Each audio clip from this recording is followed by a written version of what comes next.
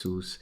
Padre, también te pedimos en este tiempo por nuestra Colombia. Hemos recibido noticias muy difíciles, Señor, que afrontar, noticias que han consternado el corazón de muchos. Y hoy, Señor, en este tiempo queremos, Señor, colocar nuestra nación una vez más delante de ti, Señor.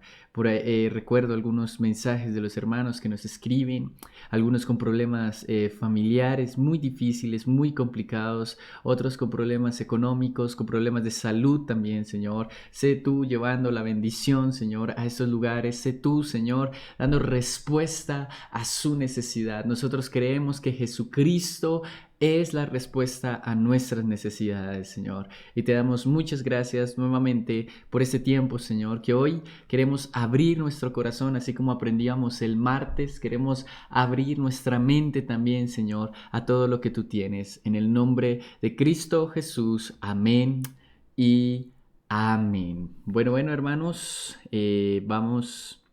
El tema de hoy, parte 5, discúlpenme, tenía una confusión. Parte 5 y vamos a estar viendo la Torre de Babel.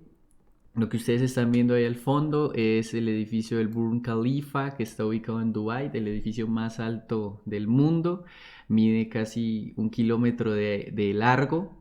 Y bueno, creo que es como una introducción a este deseo del hombre de hacer estas cosas, de hacer estas increíbles eh, edificaciones, ¿no? Con fin de, pues anteriormente, como lo vamos a ver, era con fines religiosos. Hoy lo vemos como un fin de poder, un fin de a ver quién tiene más poder. Y bueno, tener un edificio de esta altitud hasta el día de hoy pues es algo que impresiona. Bueno, voy a saludar aquí a algunos hermanos, aprovechando que ya he recibido algunos comentarios. Un saludo para Diana Patricia Pose Muñoz, Dios te bendiga, gracias por estar en este estudio hoy. Mi hermana Glorita Pérez, un abrazo, saludo a Huguito y a toda la familia. Y bueno, vamos a mirar acá también en Facebook. Tenemos a mi hermana Amelia Agudelo, un abrazo y que Dios te bendiga. Listo, vamos entonces. Mi hermana Nelly sí está en YouTube en este momento, se lo voy a enviar, le envío el link, ahí está, para que su merced pueda verlo en YouTube. Ahí está mi hermana Nelly, para que su merced pueda ir a YouTube si a usted le gusta verlo desde YouTube. Mi hermana Martico Cuerpo, un abrazo, que Dios te bendiga también, estamos orando por ti y tu familia. Eh, Listo, mis hermanos. Vamos en ese momento entonces a empezar. Hoy vamos a estar enfocados en el capítulo 11 y 12 de Génesis. La intención es que podamos ver el tema de la Torre de Babel, que pues la Biblia y los escritores, en este caso se le atribuye Génesis a Moisés. Solamente pues avanza un apartado a lo que es la Torre de Babel y la fusiona con más generaciones.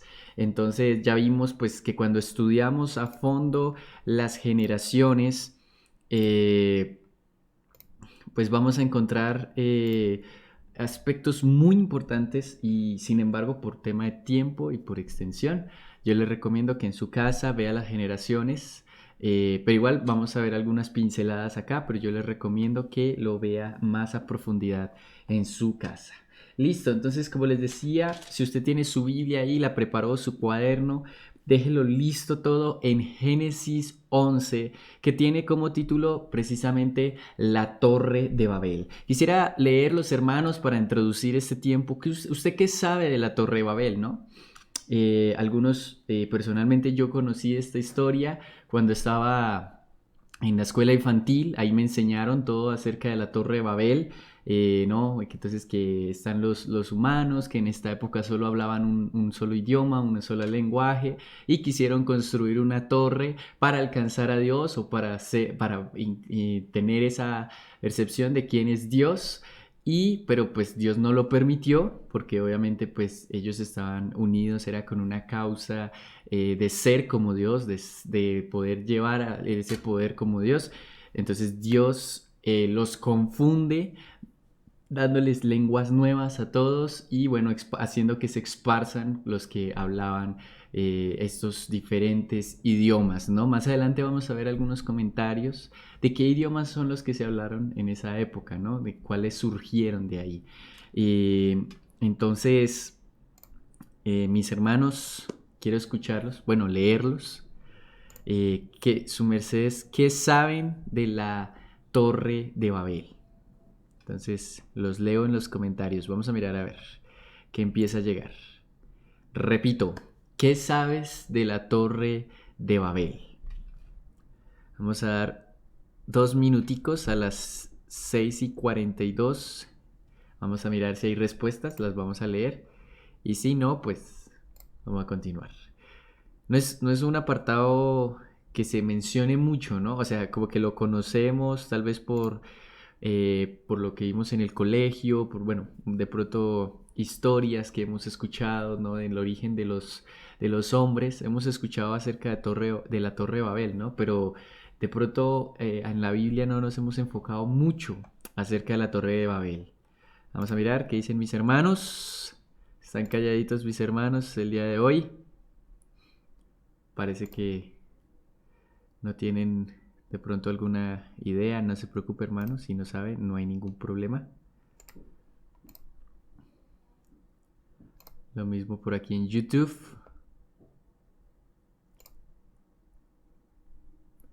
Listo, un minutico más.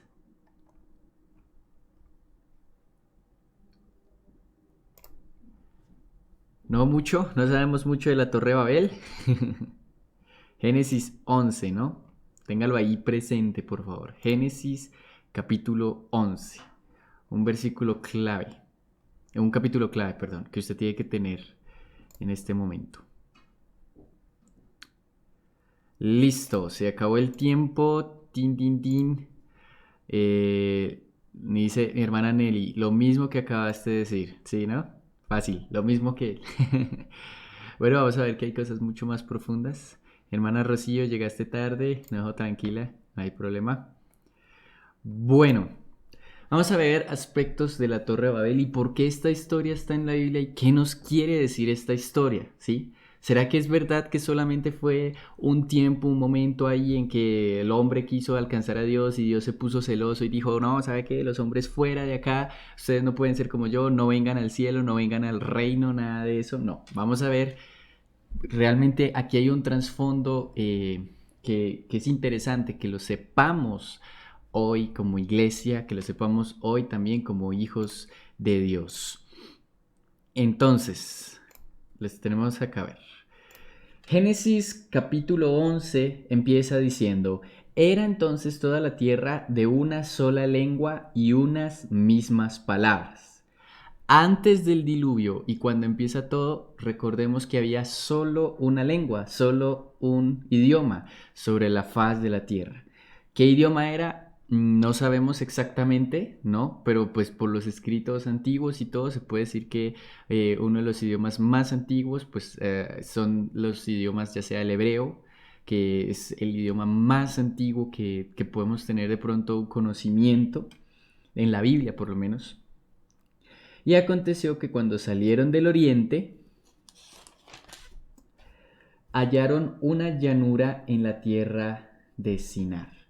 Ahora, ese oriente, ¿no? Llama la atención. No se refiere pues como tal a todas las personas, sino más bien a un gran grupo se dirigió hacia aquella dirección. Lo más probable dirigido por Nimrod, que era un rey de esa época, de la frase del oriente, ¿no? Entonces tenemos ya como tal una civilización, un grupo de personas que ya se había conformado después del diluvio, ¿no? Y tengamos en cuenta que si es una civilización, entonces tiene una cultura, tiene unas costumbres, tiene también pues algún código, ¿no? Algún código ético, algo que haga que estas personas pues se controlen entre ellas, ¿no? Algo así como nuestra constitución política, solo que pues en esa época de una manera un poco más rudimentaria, no tan elaborada como la de nosotros. Y por último, una creencia o una religión. ¿Qué creencia o qué religión podrían tener en ese momento? Eh, Básicamente, como lo vemos desde el principio de los tiempos, el ser humano siempre magnifica las cosas que ve en la naturaleza o en ellos mismos, ¿sí? Entonces, es probablemente que pues de lo que enseñó Noé, ¿no? Noé me imagino que le enseñó a sus hijos quién era Dios, porque Noé caminó con Dios, algunos mandamientos que pronto el Señor le habló de ser justo, había ya una ley plantada en el corazón del hombre, que es lo que dice la palabra de Dios. Pero más adelante, pues digamos que esto se va perdiendo con el tiempo, ¿no? Se va olvidando, aunque hayan hombres que mantengan lo que siempre les digo y lo que podemos creer es que siempre va a haber un remanente de hombres justos delante de Dios. Pero pues digamos que ya después de tantas generaciones, después de tantos años, pues ya pasa lo mismo que pasa a lo largo de la historia, y es que el hombre empieza a olvidarse de Dios, a realizar sus propios dioses, a crear sus propios dioses, ¿no? Ya sean estas figuras de la naturaleza, figuras del cielo, alguna persona con mucho carisma, con mucho poder. Entonces, este príncipe Nimrod y su ciudad Babilonia y la llanura sobre la cual se erigió Sinar reclaman atención. Representan los esfuerzos de Satanás, que utiliza al hombre como su agente para oponer y destruir los planes de Dios. Dios tiene su príncipe y su ciudad. Estamos hablando del reino de los cielos. También Satanás los suyos, y estos príncipes que se oponen el uno al otro con las ciudades ocupan la mayoría de las páginas de la Biblia. La clausura de las páginas del libro revelan el triunfo de Jesucristo y Jerusalén sobre el anticristo y Babilonia. Ya empezamos a ver estos dos términos, ¿no? El reino de Dios, representado en la palabra como aquel reino que viene a traer nuestro Señor Jesucristo, y el reino del mundo, el reino del enemigo, el reino de Satanás, el cual se le hace referencia también a Babilonia, ¿no? Como aquella ciudad que se junta para hacer el mal, aquella ciudad que también se puede entender como la ciudad que permite todo, que se mezcla con todo, como tipo la gran ramera, ¿no?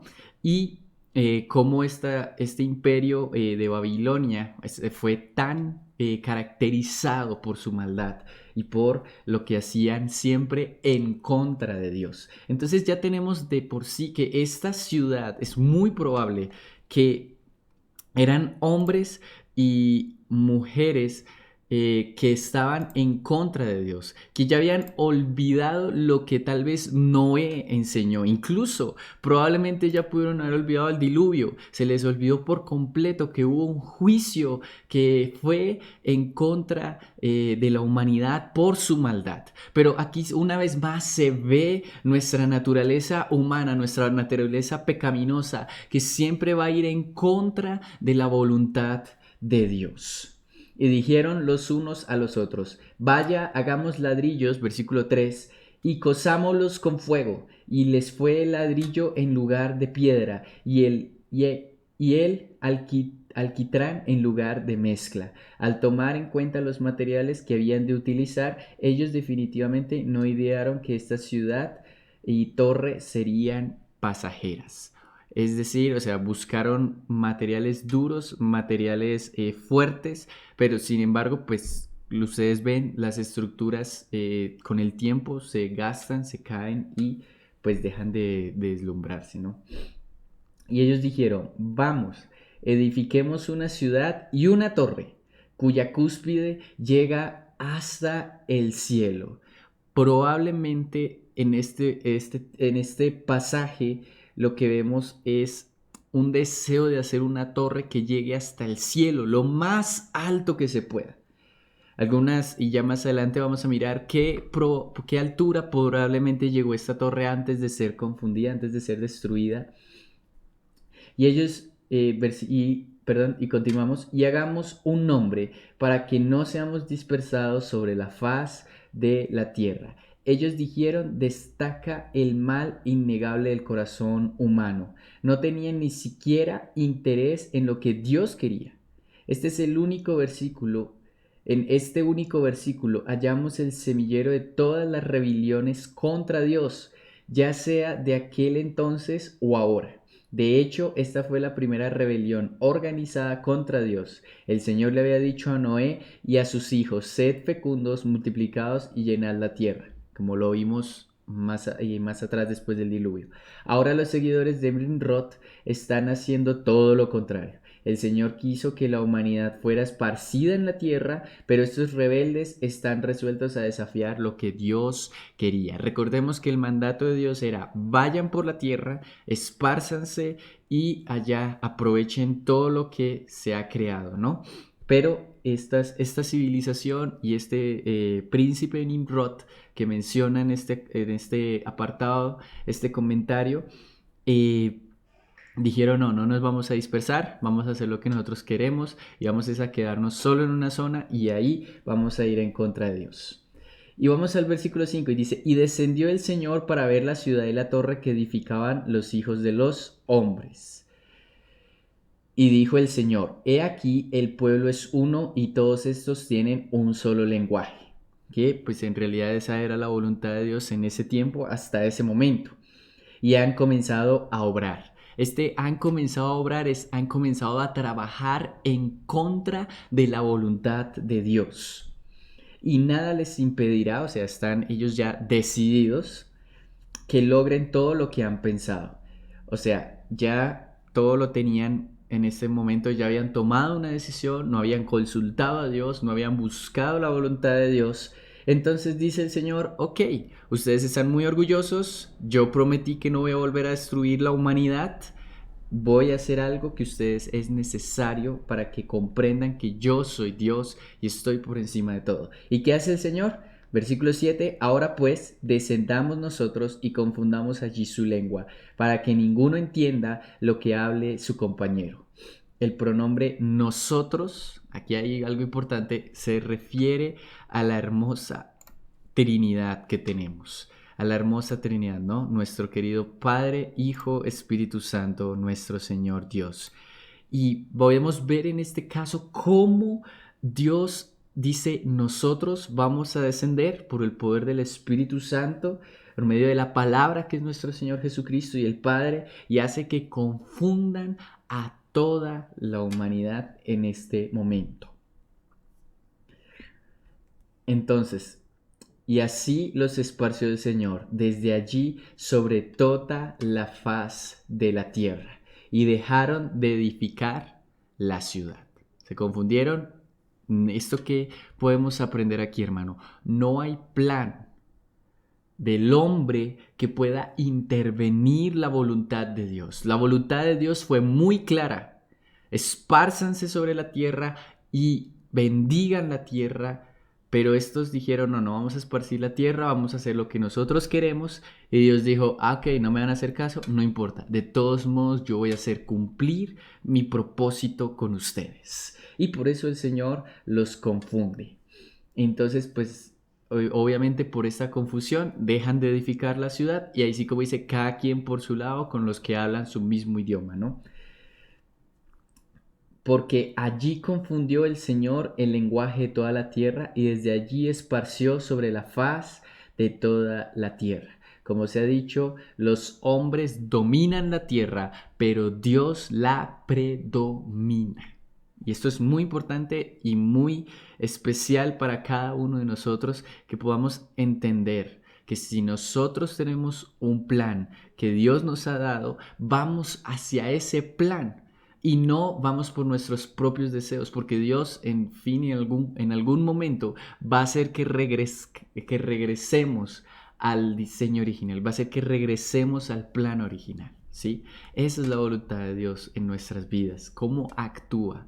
Claro, tú puedes tomar tus propias decisiones y puedes decir: no, yo no voy a involucrar a Dios en mis deseos, en lo que yo quiero hacer, y Dios pues seguramente te va a permitir. Pero está también esa voluntad de Dios que te interviene directamente en tu vida para que no cometas cosas que están fuera totalmente de la palabra de Dios, de la voluntad del Señor. Entonces vamos a ver un poco esta torre, ¿no? Primero, un aspecto a resaltar: la unión de la humanidad. Entonces, aquí vemos algo que se ha buscado durante siglos, y es unir a toda la humanidad en una sola lengua, en una sola, no sé, en un solo lenguaje, perdón, en una sola creencia, en una sola religión. Muchos opinan, muchos piensan que esto es parte del nuevo orden mundial, ¿no? Ese deseo incansable de unir a la humanidad, de controlar la humanidad en general, ¿no? Y entonces nos han metido un término que me gustaría que analizáramos hoy con cuidado, el cual es el término de esa diversidad, ¿no? Pero no la diversidad sexual ni nada de esas son cosas que obviamente van en contra de la palabra de Dios y obviamente no estamos a favor de eso, sino la diversidad de razas, la diversidad de etnias, la diversidad de culturas también, ¿no? Entonces, esto algún día lo va a hacer, pero el Señor. Cuando tú y yo partamos de esta tierra, cuando tú y yo vayamos al reino de los cielos, allá nos vamos a encontrar con gente de cualquier raza, de cualquier lugar, de toda nación, de todos los lugares de la tierra, adorando a un solo Dios. Y eso es maravilloso, hermoso. Imagínese eso, ¿no? Americanos, latinoamericanos, europeos, asiáticos, africanos, oceánicos, adorando a Dios, ¿no? Y si hablamos por razas, vemos de pronto razas que somos diferentes, ya sea de diferentes colores de piel, diferentes rasgos faciales que nos identifican, ¿no? Adorando a Dios, exaltando a Dios. O sea, esta unión sí se va a lograr algún día, pero en la presencia de Dios, bajo la voluntad de Dios, mas no bajo nuestra voluntad, ¿sí? Por eso usted y yo debemos recibir a nuestros hermanos de otros lugares, ¿no? Porque al fin y al cabo esa es nuestra familia en Cristo.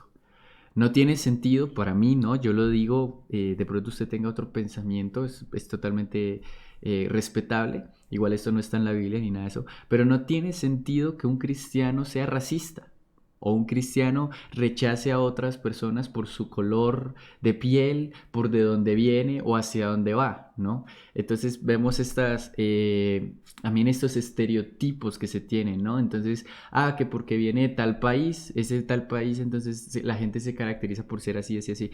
No, no podemos presentarnos delante de eso, porque al fin y al cabo, si estas personas creen en Dios, aman a Dios, son parte de la familia y tenemos que recibirlos como familia, ¿sí?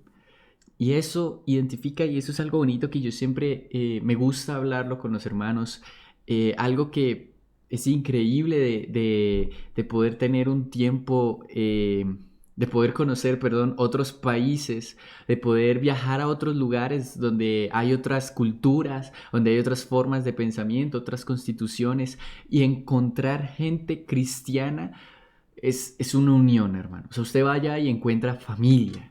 Y a nosotros, y yo creo que a usted también le ha pasado, ¿no? Que usted va, usted puede, no sé, vamos a la costa de Colombia, allí, Santa Marta, San Andrés, Cartagena, bueno, todos estos lugares, y usted encuentra ya una iglesia cristiana o una familia cristiana o una persona que lo atiende en el hotel o algo es cristiano, usted ya tiene por sí ahí esa unión familiar, ¿no? Que lo une y eso es hermoso y eso un día lo vamos a ver a gran escala cuando estemos todos juntos, colombianos, venezolanos, peruanos, panameños, norteamericanos, canadienses, bueno, de todos los países unidos, no para ir en contra de Dios como pasó en Babel, no para ir en contra del Señor, sino unidos en adoración a nuestro Padre. Entonces, no sé si usted puede aquí notar algo hermoso, algo precioso, algo único, y es la unión de Dios que Dios quiere con su pueblo, la unión que Dios quiere con nuestro prójimo y la unión que el enemigo quiere realizar. No sé si me explico. O sea, están esos dos lados, ¿no? Entonces lo voy a ilustrar acá de la siguiente manera. Tenemos aquí el pueblo de Dios. Esto es un ejemplo, ¿no? No significa que solo sean estos. Tenemos acá el pueblo de Dios. Nosotros, ahí estamos todos los que hemos creído en nuestro Señor Jesucristo, quien murió en la cruz y resucitó. Y este pueblo está a favor del Señor, va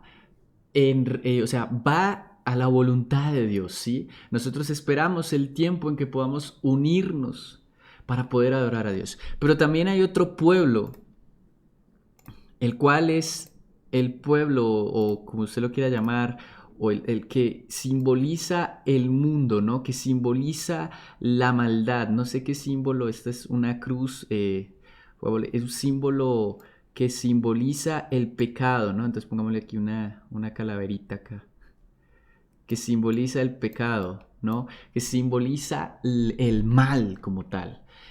Estos dos pueblos, jamás, nunca, en ningún momento van a ser iguales. Nunca usted va a poder, si usted es cristiano, usted nunca se va a poder mezclar con las cosas del mundo. O si usted es del mundo, nunca va a poder mezclarse con las cosas de Dios. Por eso los pensamientos ecuménicos, es decir, que aceptan que todas las religiones, que hay diferentes caminos para ir al reino, que hay diferentes formas para acercarnos a Dios, van totalmente en contra de la voluntad de Dios y es un afán del el pueblo del mundo, del pueblo del diablo, para confundir al pueblo de Dios. Por eso usted tenga claro esto, y es que estos dos pueblos, estos dos grandes grupos, son totalmente diferentes. Entonces, ¿qué caracterizó el pueblo de Babel en esa época? El pueblo del pecado, el pueblo de muerte, el pueblo del orgullo, es que quería ir en contra de la voluntad de Dios. De hecho, hay algunas interpretaciones que dicen que ese templo que se quería construir, ese templo o esa torre que se quería hacer, en realidad era un culto a los dioses del cielo, a los dioses del astro, ¿no? Entonces ya estamos hablando probablemente de toda esa rama de la astrología. No hay que confundir. Una cosa es astronomía. Astronomía es el estudio de los planetas y los cuerpos celestes. Y otra cosa es la astrología. La astrología ya es todo lo que usted conoce, que las estrellas le dicen algo y el horóscopo. Y bueno, todas esas bobadas, ¿no? Que usted no tiene que creer. Entonces muchos dicen que este templo era una adoración a los dioses, a lo que ellos pensaban, a los dioses de los astros, ¿no? No sabemos en qué ámbitos, pero sí que a las estrellas, que a la formación de las estrellas, todo eso, era una adoración a esos dioses. O sea, iban en contra totalmente de la voluntad de Dios. Aquí no es que la Torre de Babel, por lo que muchas veces se piensa y lo que muchas veces incluso nos enseñaron, es que el hombre en esta época quería ir a alcanzar a Dios y llegar al reino de los cielos porque pensaba que el reino de los cielos estaba ya en lo más alto. No. Ellos sufren esta división porque ellos era en contra de Dios y la idolatría va en contra de la voluntad de Dios. Por esta razón, este pueblo y en general el mal fue dividido.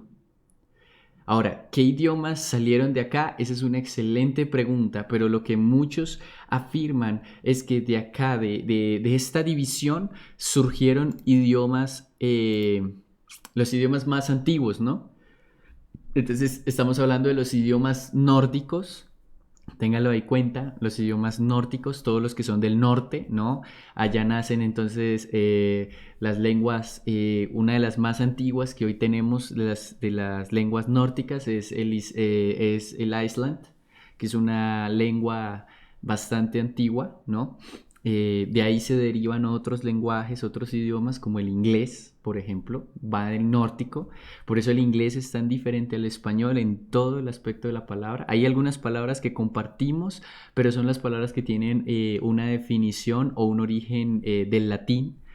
Pero muchas palabras del inglés, y por eso a muchos se les hace difícil el inglés, mis hermanos, es porque es totalmente diferente al español en su origen, ¿no? Que compartimos algunas, por eso les digo, compartimos algunas palabras eh, de, del origen latino, griego, incluso hebreo, árabe también. Pero en las conjugaciones y todo eso es totalmente diferente, ¿no? Otro idioma que yo sé que a usted se le dificulta y a todos también, y si usted lo habla, mis respetos, el alemán, por ejemplo, es otro idioma nórdico que de aquí salen estas lenguas, ¿no? Eh, entonces podemos ver estas lenguas. También qué lenguas salen. Aparecen todas las lenguas asiáticas, ¿no? Todo lo que es el mandarín, todo lo que es, que son idiomas también muy antiguos, muy, muy antiguos. Eh, Aparecen lenguas de pronto también africanas, ¿no? Todo lo que es hacia abajo, todos estos idiomas antiguos también. Y aparecen lenguas que ya más o menos reconocemos un poco más por su hablado, como el latín, como el griego, como el hebreo, que son lenguajes un poco más que nosotros tenemos descendencia de esos idiomas, de esos lenguajes. Entonces, lo más probable en este tiempo es que cuando se hizo esta división, de aquí nacieron estas lenguas antiguas, de aquí nacieron estas lenguas clásicas, de aquí nacieron estas lenguas que surgieron en esta época. Entonces, eso es muy interesante y miren también cómo Dios nos ha dotado de una inteligencia tan grande que nosotros somos capaces de aprender otros idiomas, otros lenguajes. Mi hermano, tal vez a usted se le complique el inglés, pero usted puede aprender muy fácil por el español que nosotros manejamos. Lenguas como el portugués, por ejemplo, es muy parecido al español. Es demasiado parecido. De hecho, si usted entabla una conversación con alguien de que hable portugués, pues por la similitud de palabras y todo eso es muy fácil, más que ambas surgen del latín, ¿no? El francés también, aunque el francés es complicado en aspectos porque coge un poco del inglés, un poco del español y el italiano también, el catalán. Son idiomas que yo estoy seguro que si usted le pone unos 6 meses, lo saca porque son muy fáciles. Y miren esa increíble cómo Dios nos da incluso esa inteligencia. Porque Dios sabía que en un futuro pues iba a haber la necesidad de comunicarnos entre nosotros, ¿no? Los viajeros. Más adelante vamos a ver que Abraham era un nómada, o sea, era un viajero. Y pues obviamente esa capacidad de poder comunicarnos, ya sea por señas, incluso todo eso, pues el Señor nos la ha dotado también para poder conocernos entre nosotros, ¿no? Entonces tenemos este, este panorama. Ahora vamos a ver un poco ya a detalle la Torre de Babel como tal. Entonces aquí les quiero presentar este gráfico, no sé si se ve muy bien, traté de que se viera lo mejor posible. Este gráfico, pues los créditos son para el Ministerio de Corbel. eh, los cuales pues prestan esto para todos los que tengan el estudio bíblico de logos.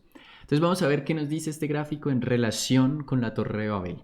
Dice, la Torre de Babel habría sido construida en forma de sigurat. ¿Qué es un sigurat? Pirámide. Ese es el significado, ¿sí?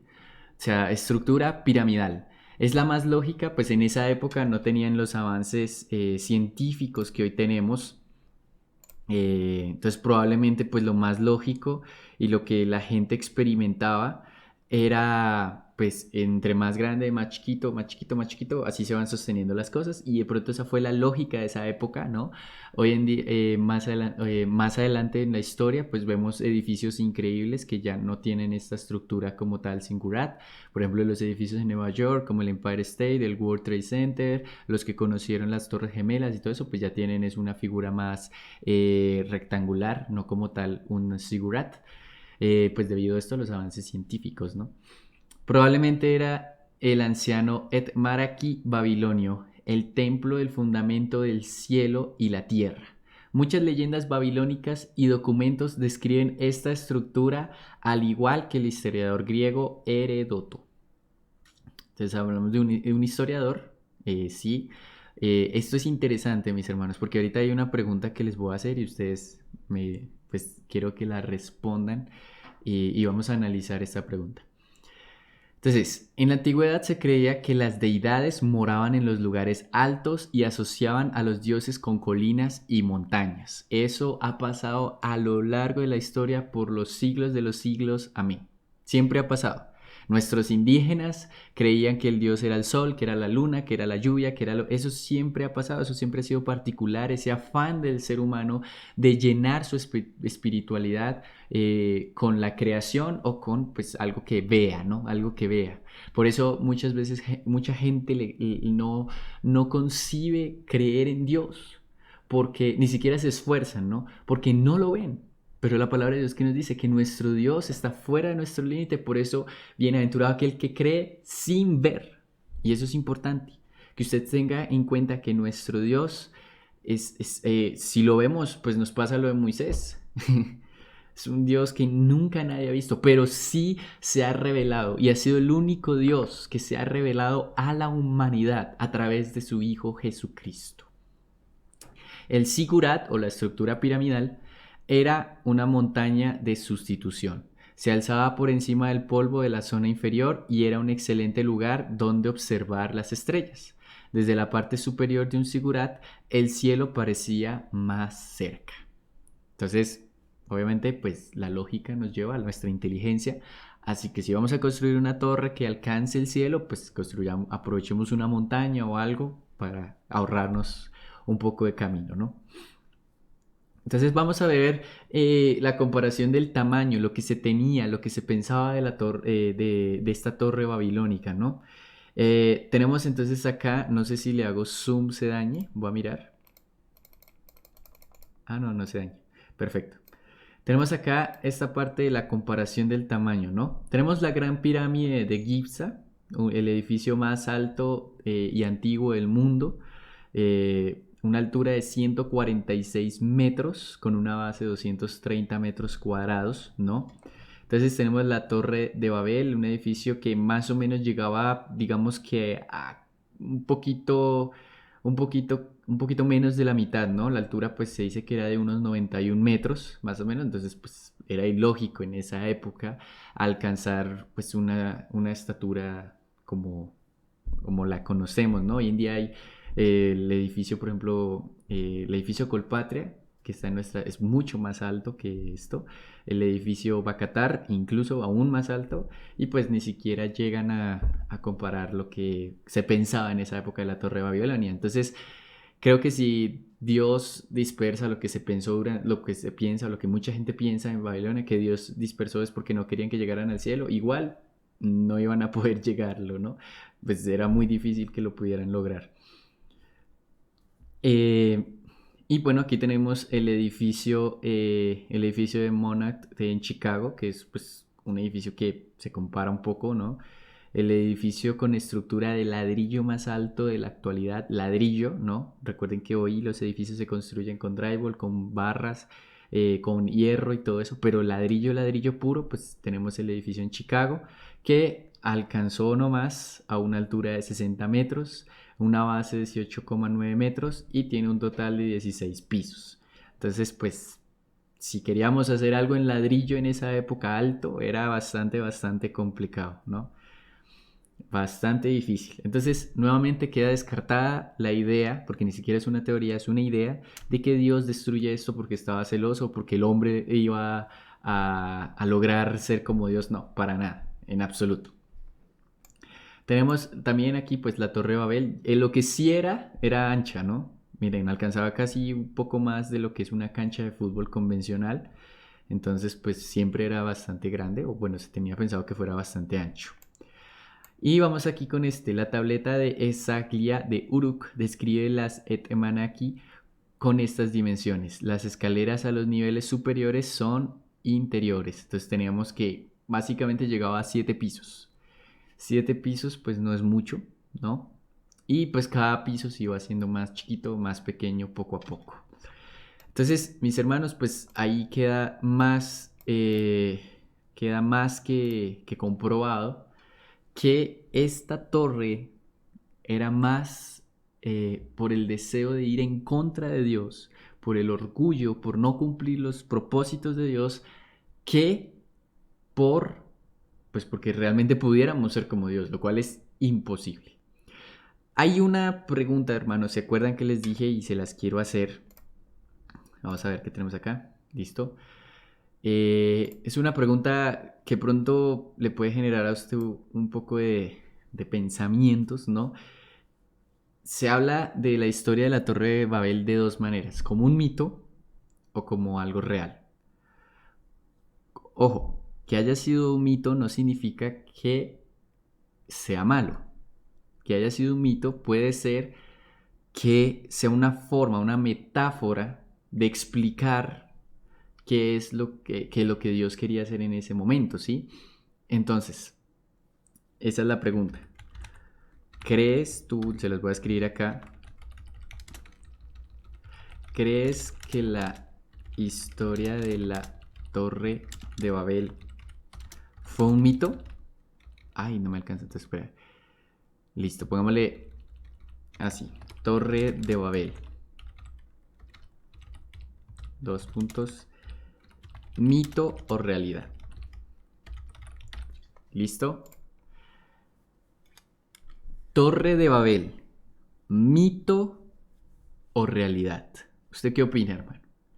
¿Leyenda o... Ay, puse mal los símbolos de interrogación, espérame. Listo, ahora sí. Nuevamente, Torre de Babel, mito o realidad. Los quiero leer a ustedes. No se vale mirar Google. No sé si en Google esté la respuesta. Entonces, los quiero escuchar, hermano. Bueno, los quiero leer. Vamos a acabar. Torre de Babel, repito. Mito o realidad. ¿Ocurrió o no ocurrió? ¿Listo? Tienen 2 minuticos. 2 minutos para que la piensen. No fue mito, fue realidad porque está en Génesis 11. ¿Correcto? Bueno, sí, sí, sí, es verdad, pero como te digo, puede que sea una forma, que sea un mito no significa que sea malo, ¿sí? Porque digamos, así hay algunas formas para explicar cierto tipo de cosas. Por ejemplo, Adán y Eva, ¿no? Hablamos que Adán no solamente fue un hombre, sino que se amplía el término de Adán a lo que es pues la humanidad como tal, ¿no? Ana Guzmán dice, buenas noches, iglesia. Hola, Esteban. Es realidad, realidad. Listo. Realidad, porque antes todos hablaban una sola lengua y Dios confundió allí su lengua creando diversidad de lenguajes. Ok, listo. Sí, puede ser, puede que sí, puede que no. Listo. Un minutico más para escucharlos, hermanos. Piénsenlo muy bien. ¿Fue un mito? ¿Fue una realidad? ¿Lo que hemos visto, usted le ve cara de mito o usted le ve cara de realidad? O leyenda, como lo quiera llamar, ¿no? Si fuera un mito, para mí no estaría en las escrituras. Por las lenguas diversas es la prueba que tenemos. Muy bien, mi hermana Marta. Nuevamente repito, que sea un mito no significa que sea malo, ¿no? Por ejemplo, las parábolas. Las parábolas son una forma, unas historias que pudieron haber ocurrido, pero que, o que también no pudieron haber ocurrido, que nos trae una enseñanza, ¿sí? Entonces, no se asusten, ¿no? No se asusten. De todos modos, pues ahorita les comparto la respuesta y pues bajo los argumentos, ¿no? También la señal del arco iris, ese es otro ejemplo, ¿no? Es muy buena, muy buen argumento, ¿no? Si fuera un mito, entonces ¿por qué tenemos el arco iris? Lo cual es algo que podemos ver y es una revelación de parte de nuestro Dios. Que repito, hermanos, no es el orgullo gay ni nada de eso, es la promesa de Dios. Listo, listo. Mito o realidad. La verdad, mis hermanos, si usted puso mucha atención, que fue la mayoría, no hemos estado hablando de nada descabellado acá. No estamos hablando de historias que no puedan ser posibles, no estamos hablando de nada fantasioso, estamos hablando de historiadores, ¿no? Uno de esos historiadores, como lo tenemos acá, Heródoto, que pudieron ver o que pudieron analizar o pudieron estar en esos lugares en algún momento de la historia. Además, la Biblia nos está mostrando que la Torre Babel se edificó en un lugar que se pensó que existe hoy actualmente, ¿no? La llanura de la tierra de Sinar. Un lugar que, pues, obviamente, o existe en la Tierra, ¿sí? O sea, no es un lugar ficticio ni nada de eso. De hecho, acá tenía una anotación, discúlpenme. Eh, Listo. Tenemos que la Torre de Babel se pudo haber pensado o se edificó porque no se terminó y pues al cabo del fin del tiempo pues las ruinas, usted sabe que el ladrillo es un material que con el tiempo eh, se cayó a unos cuantos kilómetros de Israel, más o menos cerca a la península arábica, se pudo haber construido la Torre de Babel. ¿Por qué ahí? Porque ahí estuvo más adelante el imperio babilónico. Con los años, con el tiempo, pues ya no quedan nomás sino las ruinas. Ese es otro argumento, ¿no? Hay ruinas, ¿sí? Hay ruinas de esta, hay ruinas de esta torre, hay ruinas de este lugar, hay lugares, hay historiadores que confirman que hay estructuras muy antiguas acá y que se pensó en hacer una torre.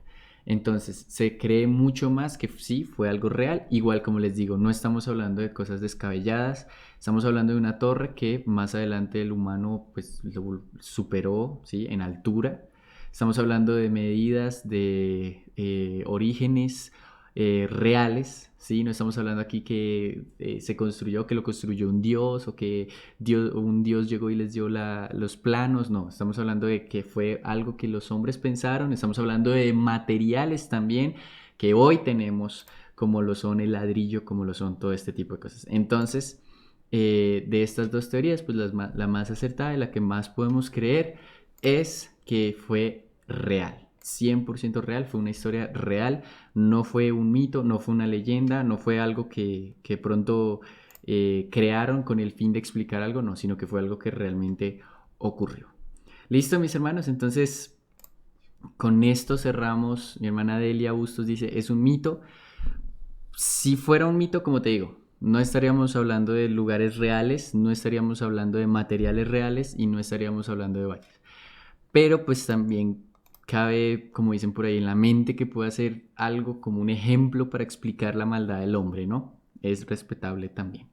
Pero pues es más acertado por historiadores bíblicos y por arqueólogos que pues esta estructura sí existió, como el Arca de Noé, la cual está pues en una montaña en Turquía, ¿no? O bueno, se piensa también, no es confirmado al 100%, pero pues se piensa que fue el Arca de Noé. Más adelante vemos como algunas ruinas también de lo que habla la Biblia. Hay hoy, ¿no? Lugares, casas, todo como lo hablan en la época, que con el tiempo pues fueron acabándose, fueron destruyéndose. O sea, mis hermanos, no sé si a ustedes les ha pasado, ustedes ven un edificio, lo construyen nuevecito, nuevecito, bonito, precioso, pero a los 10 años ya se ha acabado, ya pues ha bajado, ya no se ve tan bonito, o a menos que lo tengan muy bien mantenido. Y si usted lo abandona, si usted abandona su casa, su edificio, al cabo de unos 2 3 años, pues se va a ver obviamente afectado, ya sea por la suciedad, el polvo, la naturaleza, etcétera. ¿Sí? Entonces, pues estamos hablando de que esto ocurrió aproximadamente entre 1600 a 1700 años antes de Cristo, más nuestros 2000 años. Es, pues, encontrar la Torre de Babel en perfecto estado hoy sería imposible. Listo. Bueno, con eso cerramos pues esta parte de la Torre de Babel. Mi hermano, mi hermana, mi intención era que su merced, usted ahí en su casa pudiera tener una ampliación de lo que es la Torre de Babel, ¿no? No es, como les digo, por mucho tiempo y muchas personas creen que simplemente fue una torre para llegar a donde Dios y ya, y que Dios se puso celoso y entonces los dividió. No, es un ejemplo también de la maldad humana, de los dos, es también un reflejo del pueblo, del enemigo, un reflejo del pueblo, del mundo que está siempre, siempre, téngalo en cuenta hermano, siempre el enemigo estará en contra de Dios, siempre el mundo estará en contra de Dios. Por lo tanto, usted no puede aceptar las corrientes de este mundo. Usted tiene que estar siempre fundamentado en la palabra de Dios. Eso evitará que pues usted sea parte de las corrientes del mundo. Por corrientes del mundo no me refiero por modas o cosas así, pues porque eso no tiene nada que ver, sino me refiero por ideologías, por filosofías. Más adelante el apóstol Pablo lo dice, ¿no? De hecho, quiero hacer esa comparación porque muchas veces personas piensan que ser parte del mundo es coger, pues los... No, porque en cierta manera, como dice la palabra de Dios, estamos en este mundo, pero nuestra ciudadanía está en el cielo y nuestro pensamiento, nuestros valores, nuestras filosofías, por así decirlo, están sentadas en la palabra de Dios, más no en el mundo, ¿no? Y un ejemplo claro es como hablábamos, ¿no? De la diversidad, ¿no? Entonces ahorita todos están que la diversidad y que es un tema fuerte y aplaudimos entonces la diversidad. No, eso es una ideología, una filosofía del mundo que es ante los ojos de Dios incorrecta. Entonces si usted acepta eso en su vida, pues usted está compartiendo cosas del mundo y por lo tanto pues está en contra de la voluntad de nuestro Dios. Entonces, por eso el Señor es claro, o frío o caliente, no hay términos medios, lastimosamente. Listo, vamos ahora con introducir un tema, ¿no? Porque ya terminamos, nos quedan 5 minutos nomás. Vamos a introducir en este momento el tema de Abraham. ¿Quién es Abraham? ¿Quién fue Abraham? Este es uno de los primeros héroes de la Biblia, por así decirlo, uno de los primeros referentes de la Biblia que nos da muchas lecciones, que podemos aprender muchas cosas. ¿Qué es lo que pasa con Abraham? ¿Y qué es lo que tenemos que tener claro con Abraham? Que primero se llamó Abram, no tenía la H. Y más adelante Dios le pone el nombre Abraham, que significa padre de multitudes o padre de muchas personas. Un hombre que el cual Señor escogería y empezaría ya en forma, por así decirlo, ya veríamos como un inicio de cómo Dios iba a traer la salvación al mundo. Entonces, esto es maravilloso. Ahora, ¿quién fue Abraham antes de ser llamado? Abraham, perdón. Antes de ser llamado por Dios. ¿Quién fue este hombre? Un nómada, una persona que no era conocida, un don nadie, que tenía solamente a su familia y ya, un hombre que caminaba entre el desierto, que pasaba con su familia, que a veces acampaban y se quedaban mucho tiempo en algún lugar, pero era un hombre común y corriente, no tenía nada de especial, por así decirlo. ¿Sí? Qué es lo que diferencia? Que Abraham eh, es llamado. Pero si nos vamos a ver por qué es llamado, la verdad, por pura gracia y misericordia de Dios. Abraham, si usted le veía su hoja de vida, no tenía nada en especial, ¿no? No era un rey, no era un príncipe, no era ni siquiera un estudioso de la palabra, no tenían textos bíblicos en esa época, no tenían escrituras, no existía todavía la Torá, no, era, como les digo, un simple viajero, un hombre que usted ve, viene, se va, vuelve, todo. ¿Y qué pasa? El Señor, por su gracia, porque ve algo especial en Abraham y lo llama y le dice, contigo voy a empezar a restaurar la relación de la humanidad. Contigo voy a empezar el plan de salvación por el cual serán benditas tú y toda tu familia. De ti sacaré un pueblo. Miren que habían pueblos en esa época. Habían pueblos, estaba, pues como les decía, este pueblo, ¿no? Habían, cuando se van y se dispersan, pues las personas crearon pueblos y habían pueblos muy fuertes. Pero Dios decide empezar desde cero con un hombre que solamente lo único que tenía era un llamado de parte de Dios. No tenía más, no tenía estudios, no tenía quien físicamente, era ya viejo, ¿no? Entonces era un hombre que Dios llamó, un don nadie, para crear un pueblo que traería la salvación de toda la humanidad. ¿Eso qué le puede dejar a usted de lección? Mi hermano, Dios llama y obra con el que Él quiera. No se trata de títulos, no se trata de ¿cómo decirlo? No se trata de aptitudes ni nada de eso. En psicología de la organización hablamos de aptitudes, ¿no? Entonces, ¿en qué es bueno esta persona? No. Dios llama por gracia. Tú fuiste llamado por gracia, nada más. Tú y yo éramos probablemente como Abraham, nómadas, estábamos ahí en la tierra, existiendo nomás, gastando aire, pero Dios llega y nos llama y nos dice, Esteban, Pepito, Pepita, Felipe, Laura, no sé, Anita, Nelly, Martica, Ferney, Luz, Miriam, Amparo, Delia, Rocío, llegó la hora de que me obedezcas, llegó la hora de tener un encuentro personal contigo. Entonces, esto es maravilloso y veamos estos primeros versículos y con esto terminamos. Pero el Señor había dicho a Abraham, se refiere a la revelación que había sido dada al patriarca, conocido también como patriarca, un corto tiempo antes. Este capítulo es muy importante, ya que registra los primeros pasos de este gran creyente en el camino de la fe. Vete de tu tierra, sepárate, fuera, y de tu parentela y de la casa de tu padre a la tierra que te mostraré. Miren eso tan especial. Dios llama a Abraham para que sea apartado del pueblo enemigo, porque Abraham antes estaba en el pueblo del mundo. Tal vez pensaba con el mundo, tenía incluso dioses del mundo, no lo sabemos, pero Dios llama a Abraham y le dice, mira, por gracia, en este momento te voy a pedir que te vayas, que te alejes, yo soy el único Dios real, te lo voy a mostrar cuando camines conmigo, que yo soy real, que yo soy el Dios de dioses, yo soy el que soy. Te aparto de acá, te quiero que salgas incluso de tu familia, de tu parentela, aléjate, porque vamos a hacer algo increíble los dos. Y haré de ti una nación grande, o sea, de ti van a ser benditas muchas familias, muchas personas. Y te bendeciré y engrandeceré tu nombre y serás bendición. Y bendeciré a los que te bendijeren y a los que te maldijeren, maldeciré. Benditas en ti y serán benditas en ti todas las familias de la tierra. Wow, o sea, ya el Señor entra de una con toda, como dicen. Entra a revelar el plan de salvación de una vez con toda. Y fue Abraham como le dijo Lot, y Abraham era de edad de 75 años cuando salió de Harán. Y tomó Abraham a Sarai su mujer y a Lot, hijo de su hermano, y todos los bienes que ellos habían acumulado y las almas que habían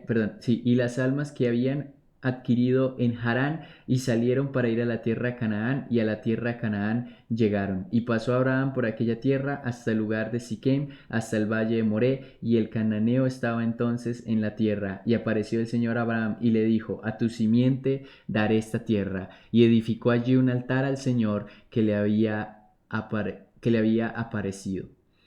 Y se fue de allí a un monte al oriente de Betel y armó su carpa teniendo a Betel al occidente y ahí al oriente, y edificó allí altar al Señor e invocó el nombre del Señor. Y Abraham siguió de viaje allí, yendo poco a poco hacia Negub.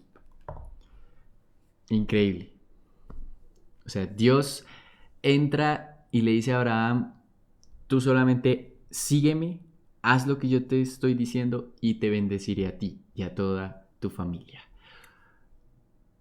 Y aquí hay gente que dice que el Dios del Antiguo Testamento no es el mismo del Dios del Nuevo Testamento. Hermano, yo veo aquí al mismo Dios, lleno de gracia y amor, de compasión, que escoge a un hombre que no tiene nada de aptitudes, que no tiene nada de especial, para llamarlo, para ser de bendición y bendecir a otros y así empezar el plan de salvación.